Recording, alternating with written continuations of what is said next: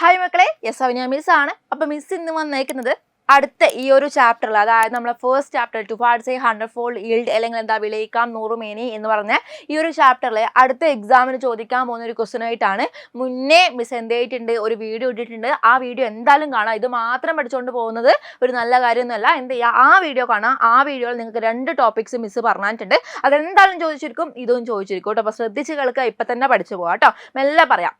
Okay, അപ്പോൾ നോക്കിക്കോ. നമുക്കറിയാം നമ്മൾ ഇതിനകത്ത് എന്ത് പഠിക്കുന്നുണ്ട്, വളങ്ങളെ പറ്റി പഠിക്കുന്നുണ്ട്, ഫെർട്ടിലൈസേഴ്സ് പഠിക്കുന്നുണ്ട് അല്ലേ. മെയിനായിട്ട് നമുക്ക് 2 ടൈപ്പ് ഫെർട്ടിലൈസർ ആണ് പഠിക്കാനുള്ളത് അല്ലേ. 2 ടൈപ്പ് വളങ്ങളാണ് പഠിക്കാനുള്ളത്. നിങ്ങൾക്കറിയാം ജൈവ വളങ്ങൾ, അതായത് ഓർഗാനിക് ഫെർട്ടിലൈസേഴ്സും പിന്നെ എന്താ രാസവളങ്ങൾ, അതായത് കെമിക്കൽ ഫെർട്ടിലൈസേഴ്സ് അല്ലേ. അപ്പോൾ ഇവിടെ നിങ്ങളോട് എന്ത് ചോദിക്കും, ഡിഫറൻഷിയേറ്റ് ചെയ്താൽ വേണ്ടിയിട്ടാണ് ചോദിക്കുക. അതായത് എന്താ ഓരോന്നിനും പ്രത്യേകതകൾ എന്ത് ചെയ്യാൻ പറയും, യെസ് ക്ലാസിഫൈ ചെയ്ത് എഴുതാൻ വേണ്ടിയിട്ടൊക്കെ ചോദിക്കാം. ഓക്കെ, അപ്പോൾ നിങ്ങൾ മനസ്സിലാക്കേണ്ട കാര്യം, ഏതൊരു സബ്ജക്റ്റിലും ഇങ്ങനെ കോളം ഇട്ടിട്ട് എന്താ ഇങ്ങനെ ഫില്ല് ചെയ്യാൻ പറയുമ്പോൾ നിങ്ങൾ എന്ത് മനസ്സിലാക്കണം, യെസ് ഒന്നിൻ്റെ ഓപ്പോസിറ്റ് ആയിരിക്കും അടുത്തൊന്നുണ്ടാവുക. അപ്പോൾ നിങ്ങൾ എന്ത് ചെയ്താൽ മതി, ഒന്ന് പഠിച്ചാൽ മതി, അതിൻ്റെ ഓപ്പോസിറ്റ് എഴുതിയാൽ മാത്രം മതി. എഴുതാൻ അറിയണം, എഴുതിയാൽ മാത്രം മതി. ഓക്കെ, അപ്പം നമുക്ക് എങ്ങനെയാണോ എളുപ്പം അങ്ങനെ നിങ്ങൾ പഠിക്കുക കേട്ടോ. ഇങ്ങനെ പഠിക്കുന്നൊക്കെ പറയുന്ന ആൾക്കാരുണ്ടാകും. നിങ്ങൾ എന്ത് ചെയ്യണം, നിങ്ങൾക്ക് എങ്ങനെയാണോ എളുപ്പം അങ്ങനെ പഠിക്കുക. ഓക്കെ, അപ്പോൾ നമുക്ക് സിമ്പിളായിട്ട് തുടങ്ങാം. ഫസ്റ്റ് നിങ്ങൾക്കറിയാം ജൈവ വളങ്ങൾ നമുക്ക് എവിടെ നിന്നാണ് കിട്ടുക, ജൈവ വസ്തുക്കളിൽ നിന്നാണ് കിട്ടുക അല്ലേ. അതായത് ജൈവ വസ്തുക്കളിൽ നിന്ന് എന്ത് ചെയ്യുന്നു, കിട്ടുന്നു അല്ലെ, ലഭിക്കുന്നു. Obtained from organic matter. Okay, then അതിന് നേരെ ഓപ്പോസിറ്റ് എന്തായിരിക്കും, രാസവസ്തുക്കൾ എവിടെ നിന്ന് കിട്ടുക, രാസവസ്തുക്കളിൽ നിന്ന് കിട്ടുന്നു അല്ലേ. രാസവസ്തുക്കൾ ഉപയോഗിച്ചിട്ട് വ്യവസായികമായിട്ട് നിർമ്മിക്കുന്നതാണ് രാസവസ്തുക്കൾ, അല്ലെങ്കിൽ എന്താണ് രാസവളങ്ങൾ എന്ന് പറയുന്നത് അല്ലേ. പ്രൊഡ്യൂസ്ഡ് ഫ്രം കെമിക്കൽസ് ഇൻഡസ്ട്രിയലി അല്ലേ. ദെൻ നമുക്ക് സെക്കൻഡ് വൺ, കൂടുതൽ അളവിൽ വേണ്ടി വരും. അപ്പോൾ ഇപ്പുറത്ത് എന്തായിരിക്കും, കുറഞ്ഞ അളവിൽ മതി. എന്താണ്, റിക്വയർഡ് ഇൻ ഹയർ ക്വാണ്ടിറ്റി. അപ്പോൾ ഇപ്പുറത്തെന്നാൽ റിക്വയർഡ് ഇൻ ലെസർ ക്വാണ്ടിറ്റി. നേരെ ഓപ്പോസിറ്റ് എഴുതിയാൽ മതി എന്ന് പറഞ്ഞു. ദെൻ മണ്ണിന് ദോഷകരമല്ല, ഇവിടെ മണ്ണിന് ദോഷകരമല്ല, ഇവിടെ എന്താണ് മണ്ണിന് ദോഷകരമാണ് അല്ലേ. നോക്കിക്കോ, നോട്ട് ഹാംഫുൾ ടു സോയിൽ. അപ്പോൾ ഇവിടെ എന്തായിരിക്കും, ഹാംഫുൾ ടു സോയിൽ എഴുതിയാൽ മതി. ഓക്കെ, നാലാമത്തത് ഒരു നിശ്ചിത ഘടകം മാത്രമായി നൽകാൻ കഴിയില്ല. ഇവിടെ എന്താണ്, ആവശ്യത്തിന് മാത്രം നൽകിയാൽ മതി, അല്ലെങ്കിൽ നിശ്ചിത ഘടകം മാത്രമായിട്ട് നൽകിയാൽ മതി എന്ന് എഴുതിയാൽ മതി. നോക്കിക്കോ, cannot be supplied as A single component. ഇവിടെ എന്താണ്, components can be supplied as per requirement. Okay, മനസ്സിലായോ. ഒന്ന് പഠിക്കുക, അതിന് നേരെ ഓപ്പോസിറ്റ് ആയിരിക്കും അടുത്തത്. ചിലപ്പോൾ നിങ്ങൾക്ക് ഇതാണ് എളുപ്പമെങ്കിൽ ഇത് പഠിക്കുക, അതിന് നേരെ ഓപ്പോസിറ്റ് ആയിരിക്കും.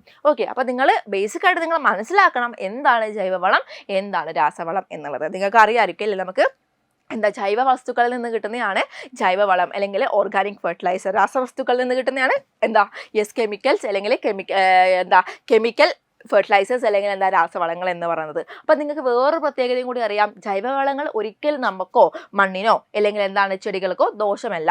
ബട്ട് രാസവസ്തുക്കൾ എന്താണ്, രാസവളങ്ങൾ എന്താണ്, നമുക്കും മണ്ണിനും ചെടികൾക്കും ഒക്കെ തന്നെ എന്താണ് ദോഷകരമാണ് അല്ലേ. പിന്നെ നിങ്ങൾക്ക് അറിയുന്ന കാര്യമാണ്, ജൈവവളങ്ങൾ എന്താണ് കുറേ നമ്മൾ ഇട്ട് കൊടുക്കേണ്ടി വരും, അപ്പോഴാണ് ഒരു നല്ല വിളവ് കിട്ടുക. ബട്ട് രാസവളങ്ങൾ അങ്ങനെയാണോ, അല്ല, കുറച്ച് മാത്രം കൊടുത്താൽ മതി, നല്ല എന്ത് കിട്ടും, നല്ല വിളവ് കിട്ടും. ഇത്രയും കാര്യങ്ങൾ നിങ്ങൾ മനസ്സിലാക്കുക, ഇത് നിങ്ങൾ പഠിക്കുക. ഇനി പഠിക്കേണ്ട കാര്യം എക്സാമ്പിൾസ് ആണ്. നോക്കിക്കോ, ഓർഗാനിക് അല്ലെങ്കിൽ എന്താണ്, യെസ് നമ്മുടെ ജൈവവളങ്ങളുടെ എക്സാമ്പിൾ ആണ് cow dung, compost, vermi compost, green manure and bone meal അല്ലേ. ചാണകം, കമ്പോസ്റ്റ്, മണ്ണിര കമ്പോസ്റ്റ്, ഗ്രീൻ മാനുവൽ, അതുപോലെ തന്നെ എന്താ ബോൺ മീൻ എന്ന് പറഞ്ഞാൽ അസ്ഥി വളങ്ങളൊക്കെ ഉണ്ടാകും, എല്ലുപൊടിനൊക്കെ കേൾക്കാറില്ലേ, അതൊക്കെ ജൈവവളം കേട്ടോ. ഇനിയോ കെമിക്കൽ അല്ലെങ്കിൽ എന്താണ് രാസവളങ്ങളിൽ യൂറിയ വരും, NPK വരും, അമോണിയം സൾഫേറ്റ് വരും, പൊട്ടാസ്യം വരും. ഇതൊക്കെ മലയാളം ഇത് തന്നെയാണ്, അതുകൊണ്ടാണ് എഴുതാത്തത്. യൂറിയ, NPK, അമോണിയം, പിന്നെ എന്താ പൊട്ടാസ്യം വരും കേട്ടോ. ഇതൊക്കെ എന്താണ്, യെസ് കെമിക്കൽ ഫെർട്ടിലൈസേഴ്സ് ആണ്. ഓക്കെ, അപ്പോൾ ഇങ്ങനെ വേണം നിങ്ങൾ പഠിക്കാൻ വേണ്ടിയിട്ട്. അപ്പം നമ്മളെ സെക്കൻഡ് വീഡിയോ ആണ്. ഇനിയും മിസ് വീഡിയോകൾ എന്ത് ചെയ്യും നിങ്ങൾക്ക് തരുന്നതായിരിക്കും. ഇമ്പോർട്ടൻ്റ് ആയ കാര്യങ്ങൾ മാത്രം, എക്സാമിന് എന്തായാലും ചോദിക്കും എന്ന് പറഞ്ഞ കാര്യങ്ങൾ മാത്രമായിരിക്കും തരുന്നത് കേട്ടോ. അപ്പോൾ നിങ്ങൾ ശ്രദ്ധിക്കുക, നമുക്ക് എന്തുണ്ട്, ക്ലാസ് 7 സൂപ്പർ ബാച്ച് ഇവിടെ സ്റ്റാർട്ട് ചെയ്തിട്ടുണ്ട്. യെസ്, ഇനി വരാൻ പോകുന്നത് നമ്മൾ 8th ബാച്ചാണ്. എപ്പോഴാണ് സ്റ്റാർട്ട് ചെയ്യുന്നത്, ജൂലൈ 3-നാണ് എന്ത് ചെയ്യുന്നത്, സ്റ്റാർട്ട് ചെയ്യുന്നത് കേട്ടോ. അപ്പോൾ മനസ്സിലാക്കണം നിങ്ങൾ, 2599 ആണ് ഈ ഒരു ബാച്ച് കിട്ടുന്നത്. എന്തൊക്കെ കിട്ടും നിങ്ങൾക്ക് ഇവിടെ, യെസ് നമുക്ക് maths foundation, English foundation free ആണ്. ഇതിൻ്റെ കൂടെ നിങ്ങൾക്ക് USSും ഫ്രീ ആയിരിക്കും. അതുപോലെ തന്നെ ഓരോരോ റെക്കോർഡ് ക്ലാസ്സുകളും ഓരോരോ ചാപ്റ്റർ റെക്കോർഡ് വൈസ് റെക്കോർഡ് ചെയ്തിട്ട് വെച്ചിട്ടുണ്ടാകും.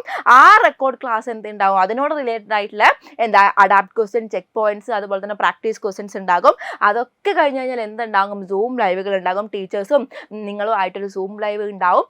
അതുപോലെ തന്നെ എന്തുണ്ടാകും, നിങ്ങൾക്ക് ഡൗട്ട് ക്ലിയറൻസ് സെഷൻസ്, നിങ്ങൾക്ക് വാട്സപ്പ് ത്രൂ മിസ്സിനോടൊക്കെ എന്ത് ചെയ്യാം, ഡൗട്ട് ക്ലിയർ ചെയ്യാം. അതുപോലെ നമുക്ക് ആപ്പിൽ AI അവൈലബിൾ ആണ്. നിങ്ങൾക്കൊരു ഗെയിം കളിച്ചിട്ട് പറ്റിയ പോലെ എന്ത് ചെയ്യാൻ പഠിക്കാൻ വേണ്ടി പറ്റും. ഒരു ചാപ്റ്റർ കഴിഞ്ഞ് കഴിഞ്ഞാൽ സൂം ലൈവുകൾ മാത്രമല്ല, നിങ്ങൾക്ക് 2 ടൈപ്പ് എക്സാംസ് ഉണ്ടാകും. MCQ and descriptive type exams ഉണ്ടാകും. ഇതൊന്നും പോരാതെ ഒരു മെയിൻ ഹൈലൈറ്റ് എന്ന് പറഞ്ഞാൽ നിങ്ങൾക്ക് ഓരോരുത്തർക്കും ഓരോ മെൻറ്റേഴ്സ് ആയിരിക്കും ഉണ്ടാവുക. നിങ്ങളെ പാരൻസിനെ പോലെ, നിങ്ങളെ മിസ്സിനെ പോലെ നിങ്ങളെ കൂടെ നിൽക്കാനൊക്കെ ഒരു മെൻറ്റർ ഉണ്ടാകും. ഈ മെൻറ്റർ നിങ്ങൾ ലൈവ് കണ്ടിട്ടുണ്ടോ, ഇന്ന് ഏതാണ് ലൈവ്, ഇന്ന് അവൻ്റെ മിസ് എന്താണ് പറഞ്ഞത് എന്നൊക്കെ നിങ്ങളോട് ചോദിക്കും. അപ്പോൾ നിങ്ങൾക്ക് ഉഴപ്പാൻ വേണ്ടി പറ്റില്ല. Maths foundation, English foundation plus USS class ഇവിടെ ഫ്രീ ആണ്. നിങ്ങൾക്ക് മോഡൽ എക്സാംസ് ഒക്കെ നടക്കുന്നതായിരിക്കും.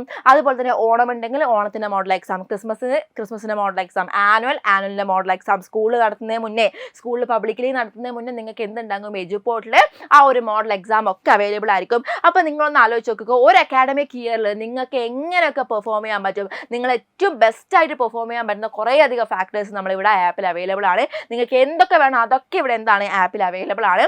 അതുപോലെ തന്നെ ചാനൽ ഒന്ന് സബ്സ്ക്രൈബ് ചെയ്ത് വെക്കാം. ഇതുപോലത്തെ മിസ്സും ബാക്കിയുള്ള ഫാക്കൽറ്റീസും ഒക്കെ എന്ത് ചെയ്യും, ഇതുപോലത്തെ നിങ്ങൾക്ക് യൂസ്ഫുൾ ആയിട്ടുള്ള വീഡിയോസ് ഇടുന്നതായിരിക്കും കേട്ടോ. അപ്പോൾ എൻ്റെ മക്കൾ ഇന്ന് ഇതിപ്പോൾ പഠിച്ച് എന്ന് വിചാരിക്കുന്നു, നിങ്ങൾ ക്ലിയർ ആണ് എന്ന് വിചാരിക്കുന്നു. ക്ലിയർ ആണെങ്കിൽ വേഗം കമൻറ്റ് ബോക്സിൽ സെറ്റ് എന്ന് കമൻറ്റ് ചെയ്യുക. നിങ്ങൾ കമൻറ്റ്സ് അനുസരിച്ച് മിസ് എന്ത് ചെയ്യും, അടുത്തൊരു വീഡിയോ അപ്ലോഡ് ചെയ്യുന്നതായിരിക്കും കേട്ടോ. ഇതുപോലെ നിങ്ങൾക്ക് ഇമ്പോർട്ടൻ്റ് ആയിട്ട് നോക്കിയിട്ട് പോകേണ്ടതും എന്തായാലും പരീക്ഷാ പേപ്പറിൽ കാണാൻ പറ്റുന്ന ഒരു ക്വസ്റ്റ്യൻ ആയിട്ട് മിസ് അടുത്തൊരു ക്ലാസ്സിൽ വരുന്നതായിരിക്കും. അതുവരെ ബൈ.